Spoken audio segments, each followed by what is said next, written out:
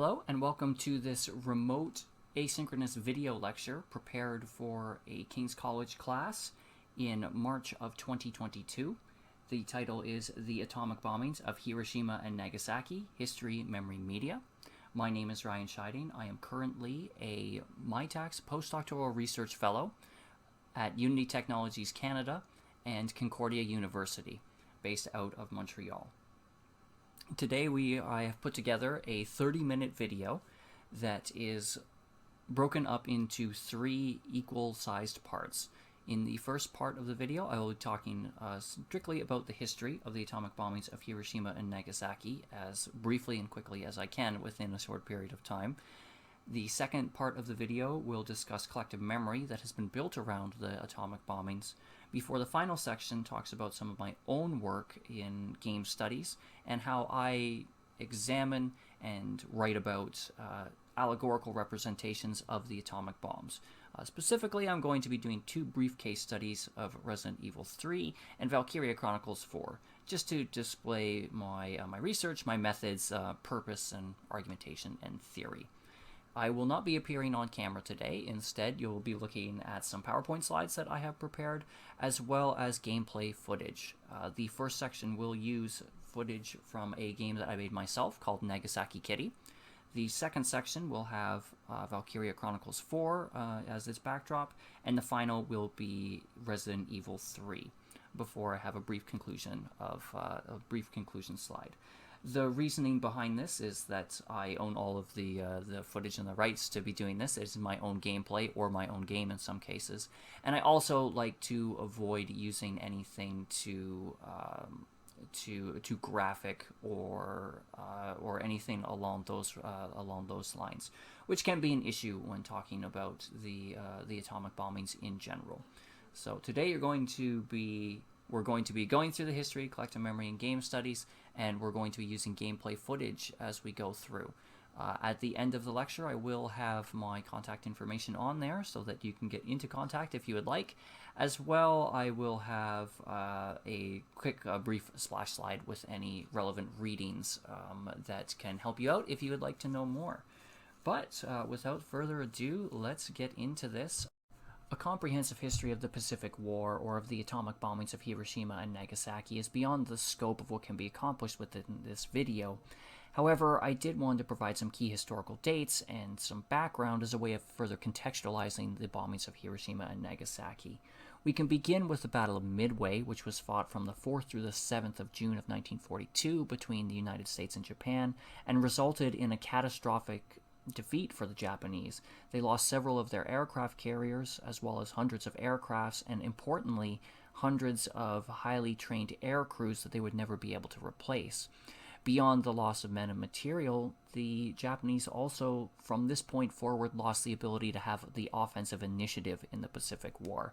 Through the first year of the war, they had the initiative and had been able to move throughout the Pacific and establish what they called colloquially at the time unsinkable aircraft carriers. So the idea is that they would take over an island and they would establish air bases and naval bases and use those as launching pads for further attacks, or in the case of a counterattack, which they knew eventually would come, they could be used as a part of a defensive perimeter.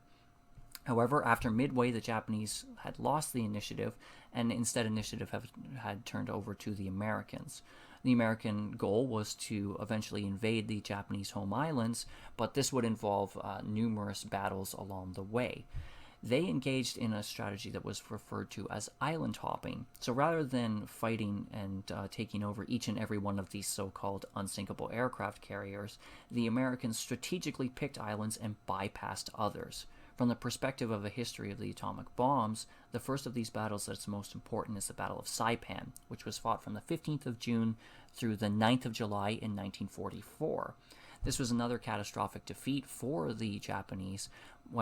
Importantly, the Americans took over the airfields, expanded them, and then used them as bombing airfields. This was the first time that they had established airfields that were close enough to the Japanese home islands that they could do round trips with their bombers, which allowed them to expand the bombing campaign over Japan. Later on in the war, the Battle of Iwo Jima was fought from the 19th of February to the 26th of March in 1945. The Japanese had been using these small volcanic outcroppings as air bases so they could intercept flights that were coming from, bombing flights, of course, that were coming from Saipan to the Japanese home islands. Once the Americans had taken over Iwo Jima, they were once again able to expand the airfields there and use Iwo Jima as a base for refueling operations, as well as for taking on aircraft that had been crippled and couldn't make it all the way back to Saipan. So from this point on, in this late stages, or these early stages, I should say, of 1945, the bombing campaign against the Japanese home islands expanded.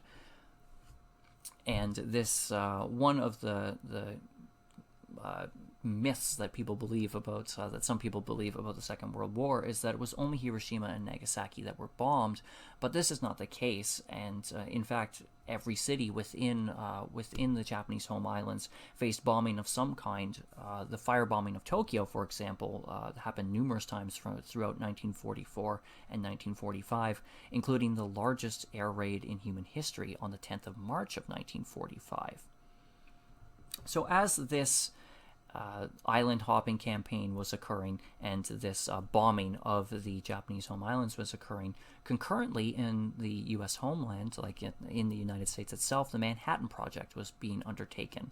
This was the research, design, and development of the atomic bombs. It started in 1942 and went through 1946. So after this firebombing of Tokyo, there was something called the Trinity Test on the 16th of July of 1945 in the New Mexico desert, which was the first successful detonation of an atomic bomb. From this point on, the bombings of Japan did continue, but with several cities the only ones that were not bombed were the ones that had been earmarked as potential targets for this atomic bomb that, of course, they knew would be ready towards the end of the war. So the atomic bombings of Hiroshima and Nagasaki took place on August the 6th and August the 9th of 1945. It's difficult to get the exact numbers. For numerous reasons, it's hard to estimate the numbers who were actually killed directly by the atomic bombs, but also through things such as radiation sickness. But in the autumn of 1976, numbers that were sent to the Secretary General of the United Nations had total death counts by the end of the year of 1945, with 140,000 or plus or minus 10,000 being killed in Hiroshima, and 70,000 plus or minus 10,000 being killed in Nagasaki.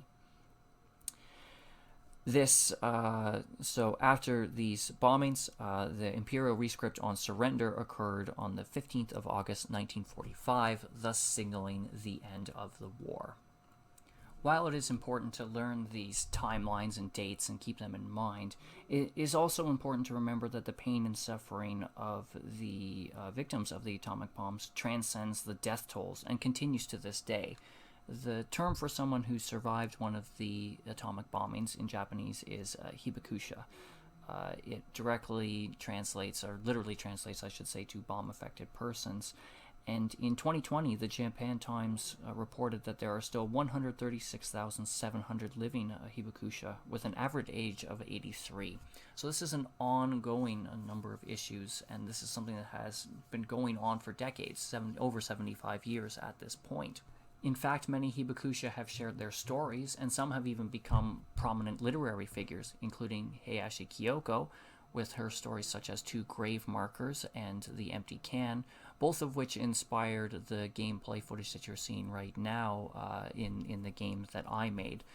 This has been a very brief history of the Pacific War and its relation to the atomic bombings of Hiroshima and Nagasaki, and certainly any of the number of points that I brought up here could have been expanded, perhaps even into a video of its own. However, what I would like you to pull out of this is the idea that the atomic bombings of Hiroshima and Nagasaki were the culmination of strategy and tactics of the United States throughout the Pacific War, and that this was a culmination of that in August 1945. But despite the fact that this was a culmination of many years of planning, it's not the end of the story. and that tends to be something that in the Western canon gets lost, and this idea of the erasure of victims is something that really fascinated me and made me want to pursue my research in this field a little bit further. In particular, I became interested in memory cultures, collective and cultural memory cultures, around the atomic bombings of Hiroshima and Nagasaki, and that's what we're going to explore in this next. Another important aspect of the history of Hiroshima and Nagasaki is the study of how that history has developed over time.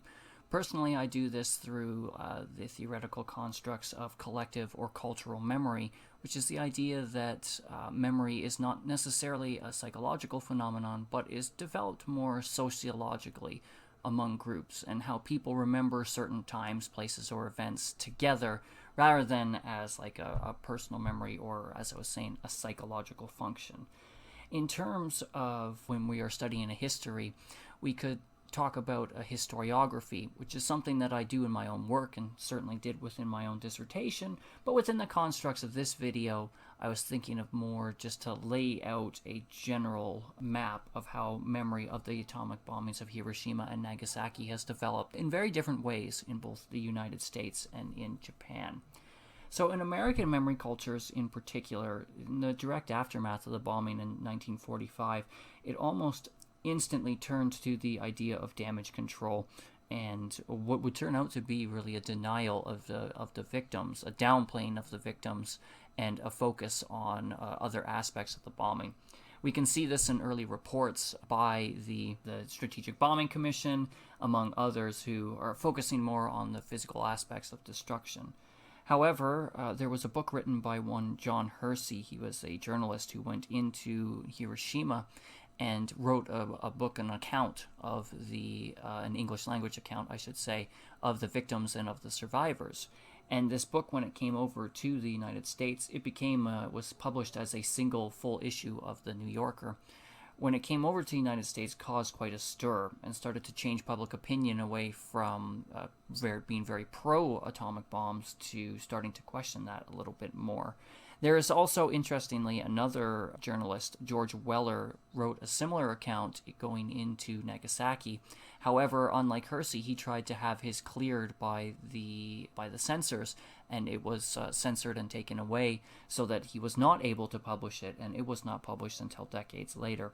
But the Hersey piece certainly was.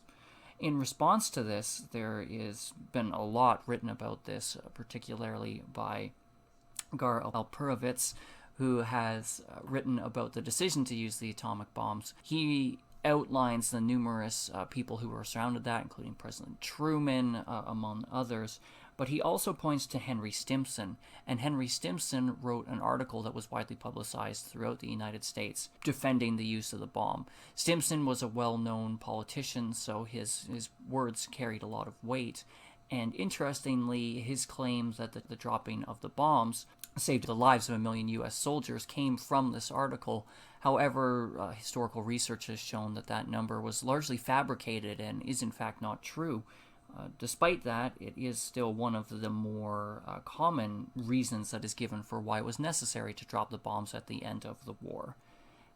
What we've seen in the decades since then in American memory cultures is a celebration and a focus on the technology, on the science of the bombs, of the achievement of creating the bombs, and an erasure of the victims.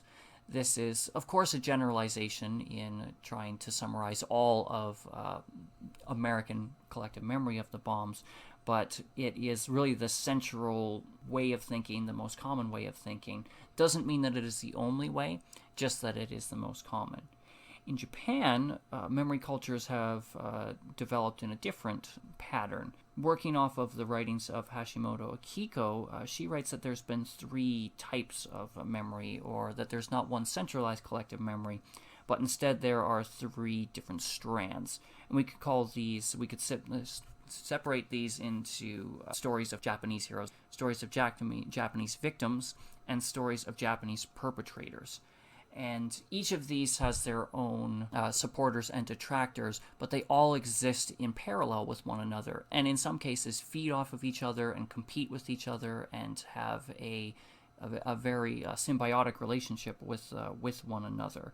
It's a very fluid struggle where none of the three different discourses is ever fully hegemonic, and neither is fully marginalized, but they all exist within one another, constantly competing for attention. It is possible to be in Japan and to experience all three of these back to back, like in all together. One could be in the Peace Park in Hiroshima and experience many of these discourses of Japanese victims. And then you can be on a train and in the same day be in a shop in Kyoto or another city where you see a bunch of model planes of the A6M0s, the most common and famous of the Japanese fighting planes, and be getting more of this discourse of heroism. And within this time as well, particularly, let's say you read a history book on the train, you could be reading a history book that is putting forth the idea of Japan as perpetrators. This isn't something that we see in an American context, where it's much more streamlined. The hegemonic way of viewing the atomic bombings is very positive, and there's very few detractors of that. Whereas in Japan, we have these three interweaving, interlocking systems that are always, as I was saying, in constant competition with one another, but also need each other to survive. In terms of where Hiroshima and Nagasaki fit into this, of course, it is particularly in these discourses of victims. And now, discourses of victims don't necessarily downplay the heroism discourses or the perpetrator discourses, but they do tend to focus mostly on Japanese victims in particular. This doesn't always have a negative connotation, and it's certainly not a denial of Japanese war crimes or Japanese colonialism on its face, but it does lead to more of a Japanese-centric focus. There are some positive aspects of this, of course, the peace movement and peace education, as well as what's called peace cities, particularly in Hiroshima, has come out of these discourses of victims. So this discourse of victims focuses very much on the hibakusha and on the idea that nuclear war and in some cases nuclear power needs to be curbed and prevented, and that we can use Hiroshima and Nagasaki as examples of the lack of humanity that comes along with these types of weapons, and that the lessons of the past can be used to inform the present. So essentially, when we look at these memory cultures, we can summarize them as the American memory being very hegemonic and focused on the science and technology and achievement of creating the bombs, while inadvertently or perhaps very purposely erasing victims. And on the Japanese side, Japanese memory being these fluid, interlocking, yet competitive systems of memory where the discourses of victims are one part of a triad of memory cultures that includes the also discourses of heroes and discourses of perpetrators. This ultimately leads to the question, how are these memory cultures reflected in media sources, which we will look at in the final section of this video, with a particular focus on two games that I wrote about in my dissertation, Resident Evil 3 and Valkyria Chronicles 4. Now that we've covered the history and memory of the atomic bombings of Hiroshima and Nagasaki, it's possible to look at how the bombings are depicted within media sources. The examples today we're going to look at are Japanese video games, Valkyria Chronicles 4 and Resident Evil 3. That's the 2020 remake of Resident Evil 3, not the 1999 original. So Valkyria Chronicles, which the gameplay footage was showing during our last section, takes place in a parallel universe. It's an allegorical look at the Second World War. In this parallel universe, in the first game, a fictional country called Gallia is invaded by the Empire, and the game plays out from there. Central to the plot of the Valkyria Chronicles games are the titular Valkyria. So Valkyria, they have all been women so far in the series, have these special powers that can be activated. And without going into too much detail, they mimic atomic bombs. So in the first game in the series, there's an enemy named Valkyria who sacrifices herself by activating something called the Valkyrian Final Flame. When the Valkyrian Final Flame is used, it destroys its initiator, its user, in this case Valkyria, but it creates a giant explosion with a flash of light and a mushroom cloud, thus very much mimicking not only in destructiveness but also in visuality the atomic bombs. This is a very interesting component of the Valkyria Chronicles series that makes some very obvious reference to the atomic bombs just on its face. However, when we start to analyze the games a little bit further, Valkyria Chronicles 4 in particular, we can see some more of this discourse, of these discourses of heroism, discourses of perpetration, and discourses of victims coming through. As we saw in the gameplay footage from Valkyria Chronicles 4, at the end of that game, the player is confronted with the option of using a nuclear reactor style that will cause a Valkyrian Final Flame to go off and to destroy a city.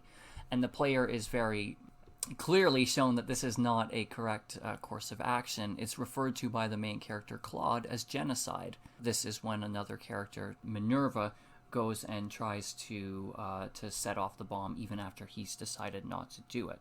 So within the ending, very much almost bordering not on allegory, in Valkyria Chronicles 4, the player in the narrative of the game is told that the decision to use the atomic bombs, or in this case the Valkyria Chronicles in-universe equivalent, is not a correct course of action.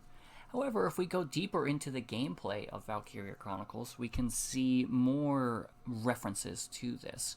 So within the game, the player does fight several Valkyria within the series, but in Valkyria Chronicles 4, the Valkyria powers are something that are in the game, and that the computer, the AI, can use when they're fighting against a player in the pseudo-real-time strategy, third-person shooter, hybrid-style battles.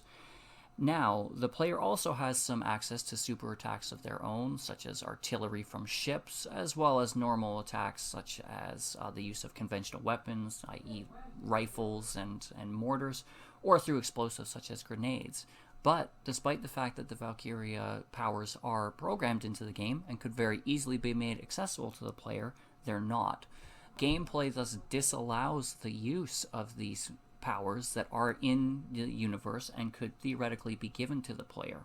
So narratively, the player is told that to use these powers is wrong and is quite literally genocidal, and then through gameplay, this is reinforced to the player by the disallowal of even having the option of using the powers at any point in time. Thus, Valkyria Chronicles 4 encourages the player through the development of their squad to have some focus on the heroism of the individual, but to distrust those in power who would use the weapons, and ultimately makes the argument that atomic weapons, or in the case of their in-universe equivalent, Valkyrian Final Flames, should never be used. Switching over to Resident Evil 3, we can see also, once again, on its face, very obvious overtures or very obvious references to the atomic bombings. In Resident Evil 3, the player plays as Jill Valentine as they attempt to escape Raccoon City. Raccoon City has been overrun by zombies and other monsters, and the player's primary goal is to escape. Without spoiling the ending too much, spoiling the ending, the player is able to escape Raccoon City. However, the city is still the victim of a nuclear missile strike, which destroys the city. And this is seen visually in the gameplay, which will be coming up in, it's playing right now. It's displayed visually, the explosion, the flash of light, the mushroom cloud. Once again, these are all very direct references to the atomic bombings of Hiroshima and Nagasaki, and just like surface level is something that the player gets to see.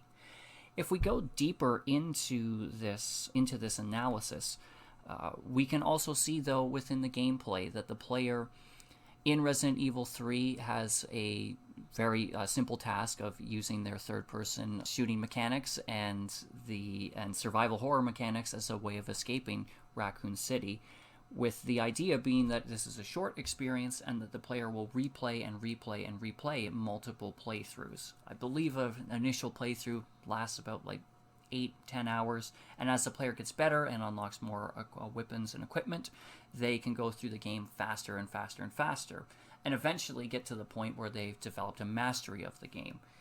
This is interesting because regardless of how good the player gets, regardless of how much better equipment they get, such as unlimited ammo, rocket launchers, or assault rifles, and regardless of how much they practice and play, Raccoon City will always be destroyed by a nuclear attack. It showcases the inevitability, the powerlessness of the civilians on the ground. The player also, through this, experiences them being the target of an atomic attack, where they have so much going on and they're doing so much to try to survive, but there's, coupled with the inevitability, there's an impossibility of their survival. This powerlessness displays to the player potentially what Hibakusha and victims of the atomic bombs would feel. This is only a very baseline analysis of both of these games. Any of these points could be expanded, going deeper into the narrative, the characters, even the series history, or the creators and the developers themselves. But what we can pull from this very brief analysis is the idea that both of these games are interacting with, recreating, and remediating the existing discourses from within Japanese memory of the atomic bombings of Hiroshima and Nagasaki. Both of the games have aspects of this discourses of heroism, and they have aspects of the discourses of perpetration. It's always those in power that are causing the major issues, that are causing the explosions, the use of these weapons. But the player also has that sense of victimization. The games force the player to confront the idea that there are were victims of these atomic attacks, and that they are a central part of the story. This is not something that we necessarily see within Western media depictions, but it is, of course, always important to remember. Thus, through their interactions with the game, the player is exposed to these Japanese memory discourses and is given an additional, a new way to experience history and some of the ideas that are surrounding it. Additionally, as these games are, of course, international releases, they represent ways that Japanese collective and cultural memory becomes a product not just for Japanese consumption, but for worldwide international audiences. To conclude, I'd like to comment on the significance, meaning, and actionability of the research that I'm doing. I believe that all research should have significance and meaning and actionability. In terms of significance, outside of just the understanding, the historical understanding of the atomic bombings of Hiroshima and Nagasaki, it is important to recognize that these are ongoing issues, not just the idea of preventing nuclear war or having nuclear fears, but also recognizing that for tens of thousands of Hibakusha, these problems, this continues to be an everyday issue for them. It is something that is still within the realm of human experience. It is something that is ongoing. It is not something that ended in 1945. It is not something that ended in the 75 years plus since then. In terms of the memory aspects of it, I do believe that it's important to understand where these ideas are coming from, who's expounding on them, who is creating them, and what the use of them is within the present. One of the reasons to study collective memory is not to necessarily to better understand the past, but it's to understand how that past is being used in the present, how it is being manipulated by power, or how even the creation of collective and cultural memory is an exercise of power. These are things that are always very important to keep in mind. Which leads into the way that I think about video games, particularly in their depictions of Hiroshima and Nagasaki. I don't want my work to be viewed as just that I'm looking for, oh, this is a reference to Hiroshima or Nagasaki, or oh, this is a reference to the atomic bombs. And on the same level, I don't want the research to be thought of as this is a good representation and this is a bad representation, or this is how it should be done and this is how it shouldn't be done.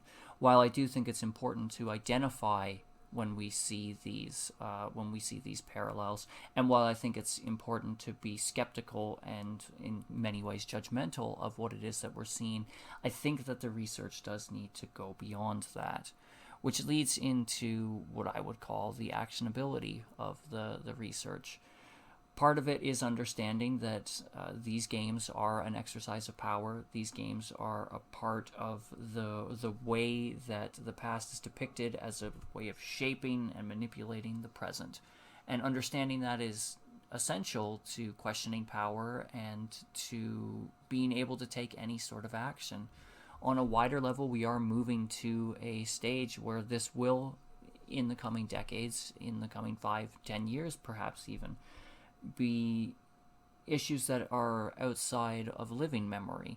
There will be no people who experience the atomic bombs being dropped. There will be no Hibakusha who have experienced it and are still experiencing it. And it moves us into an even more essential, important, monumental part and time in the collective and cultural memory, where since it will be outside of living memory, the manipulation and use in the present is something that will become easier and easier and more malleable, and is something to keep in mind. I would like to thank Dr. Adam Richter for his invitation to give this guest lecture, and I would also like to thank the audience of this video. Your time and attention was very much appreciated. Thank you.